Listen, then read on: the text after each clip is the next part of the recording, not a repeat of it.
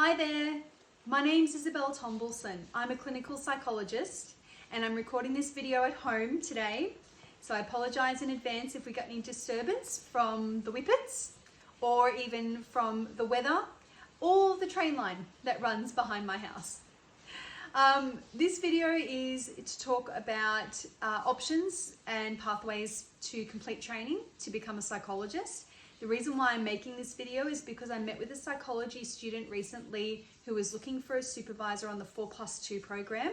And it was just a really great chat. We spoke about some different things such as how did she know if she even wanted to become a psychologist, what were the pros and cons of the different pathways that she could take to become a psychologist, and some other things to consider. So I thought I'd record this video today because it might benefit some other psychology students as they're going through their training.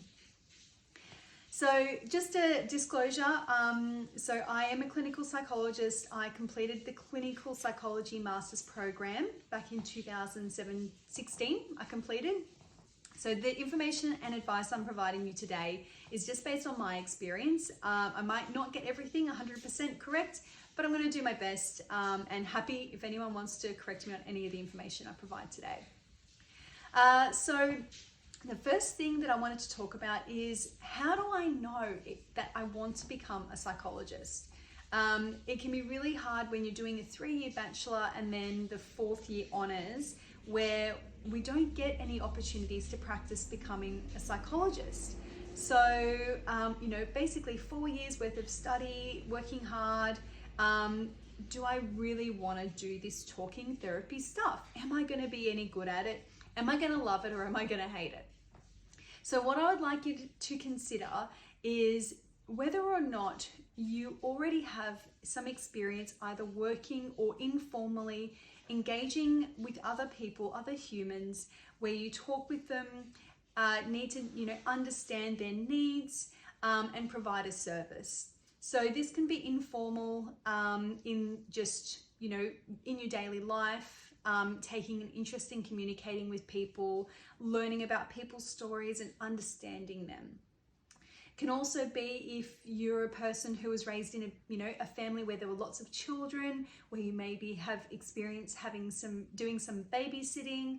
So those sorts of experiences are great for psychologists because it means that you know what it's like to interact, develop rapport, develop relationships with people from all ages. And that's a really core skill when it comes to being a psychologist.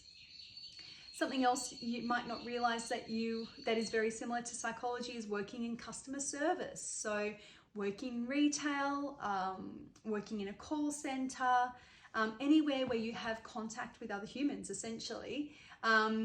Those basic communication and listening skills are the fundamentals of what we use as psychologists in our practice.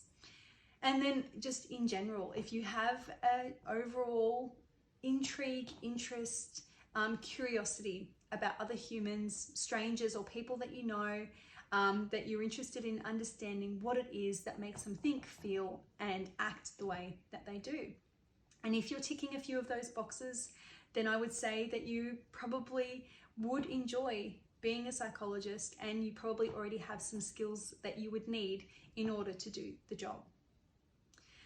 So the next thing we spoke about was what options are there for becoming a registered psychologist. If you do a 3-year bachelor and then you do the 4th year honours, how do I get to that next step? Because when you've done that 4-year sequence of study, you actually aren't allowed to practice as a psychologist. You can't call yourself a psychologist.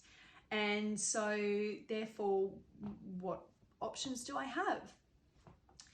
So if you do want to become a psychologist, you think that it's something you'd like to do, there are 3 pathways that you can choose. The 4+2 pathway is, I guess, the original training pathway offered by APRA. It will be finishing soon. So APRA, I think, are closing down applications for the 4+2 programs probably at the end of this year. If you want to type it into Google, I'm sure you'll be able to find that exact date, but I know it is finishing soon. And the reason for that is because psychologists who go through a 4+2 program, it can be quite tricky to find a job where you're able to work for 2 years. Sometimes those jobs aren't paid positions either. So, you know, you could be working full-time for 2 years and not getting any remuneration. And then you would be required to be supervised by a principal supervisor for that 2 years. And it's quite a rigorous program of supervision and assessments that you need to complete. And sometimes the training that you end up with and the skills that you end up with, they can be narrow, and that's purely because of the workplace that you end up working in and because of the skill set of the supervisor that's supervising you. And so I guess for that reason, UPRA's decided to phase out the 4+2 pathway, but it is still an opportunity and it's still open at the moment. So if you're thinking about wanting to become a psychologist, I would encourage you to connect with other psychologists in your community, talk with the lecturers at your university, see if they know any psychologists in the community who are still willing to be a principal supervisor under a 4+2 program. The next program is the 5+1 program. It's relatively new. I think it was came out in maybe 2015, which was around the time when I was going through this process. And the 5+1 is essentially another year of tertiary learning through a university that offers that type of learning. And so you would have to apply as you would apply for any other program. And then the 1 year is basically where you then need to go and find a job, a full-time job for 1 year that is supervised under a principal supervisor. But I guess because you've got that extra 5th year of study, potentially, I guess the idea is that it should be easier for you to find a position as a provisional psychologist working in an organisation where there is a principal supervisor who can supervise you for that 1 year. Once you've finished the 1 year, you can then apply to become a registered psychologist. Now, I just realised I introduced a new term there, provisional psychologist. So a provisional psychologist is I guess the status that you are given when you are undergoing a 4+2 traineeship under a principal psychologist, or the 5+1 where you're also being guided under a principal supervisor during that time. And you can only move on from a provisional to a registered psychologist once you finish those programs of study and all of the supervision component. So the benefits of a 5+1 is that it gives you another opportunity, another area, another pathway to becoming a registered psychologist. Now, my information might not be 100% up to date, but from when I last was reading about this, doing a 5+1, you were not able to apply to be endorsed as a clinical or other endorsed psychologist. So it's only a pathway to get you to becoming a registered psychologist. That said, becoming a registered psychologist is fantastic, and there are many job opportunities in both private and public settings for registered psychologists. The next pathway opportunity for becoming a psychologist is the master's level pathways. There are a lot of different master's level programs that you can take to becoming a psychologist. So as I said at the beginning, I did the clinical master's program. I've completed my training in 2016, and when I did that training, I gained a lot of knowledge and skills in being a counseling psychologist, so basically doing the talking therapy. I was trained primarily in cognitive behavior therapy, CBT, but I also gained experience and wonderful supervision in a range of other modalities, including acceptance and commitment therapy, schema therapy, narrative therapy, dialectic behavior therapy, among many others. The other great thing about the clinical masters was that I got exposure to providing that talking therapy to a number of different age ranges and settings as well. So I was able to get experience working in drug and alcohol, working with forensic clients, working with children and young people, as well as working with adults presenting with mental health. And then in addition, we receive training in neuropsychology testing. So neuropsych testing is basically where we are taught how to use certain cognitive assessment tools to assess if any of our patients are experiencing cognitive delays or cognitive problems with their thinking, with their attention, and that sort of thing. It's a very, I guess you could go quite deep with your cognitive testing skills. And that is actually why there are a number of universities offering master's programs purely in neuropsychology testing. So if that's something that you're interested in, I would actually encourage you to have a look at masters in neuropsych testing that stand alone. I guess the only benefit would be that you would only be able to practice as a neuropsychologist and then later be endorsed as a neuropsychologist. But if that's an area that you're very passionate about, I would very much suggest having a look at that master's level study option in addition to looking at clinical psychology. Now, in saying this, as I said, there are many other master's programs out there as well for psychologists. So there is organizational psychology. If you're particularly passionate about org psych, I would definitely have a look at that as a potential pathway. Developmental psychology, so looking at children and development and how that relates to their functioning.